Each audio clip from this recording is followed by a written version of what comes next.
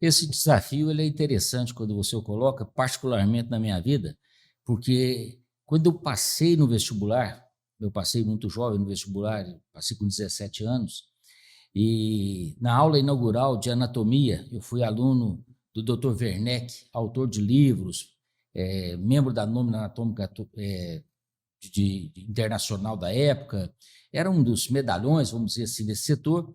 E na aula inaugural ele perguntou se haviam crentes, pessoas evangélicas, confessas, na turma. Nós éramos 5. Ele falou: nenhum evangélico passa na primeira tentativa comigo. São 2 ou 3 tentativas para ser aprovado na minha matéria. Então, vocês podem escolher se assentar ou perderem o semestre. E ficou somente eu de pé. Os outros 4 se assentaram. E eu permaneci em pé e falou: não, agora você já pode assentar e tudo, e riu. E eu falei: não, nós ainda temos que completar o desafio. Ele falou: como? O senhor vai ser o meu professor, mas eu gostaria que a minha prova fosse corrigida pelo assistente, como árbitro, para nós termos justiça entre nós. Se pegar o meu currículo, vai ver que foi a única matéria que eu passei apertado. A diferença foi de 1 ponto, mas eu fui aprovado.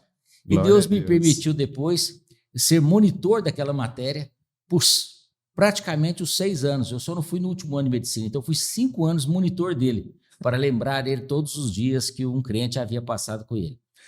O fato interessante disso é que alguns anos depois, o meu sobrinho passou na mesma universidade, crente igual nós, e ele passou pelo mesmo desafio, e ele foi reprovado no primeiro semestre. Foi a única reprovação dele em todo o curso de medicina.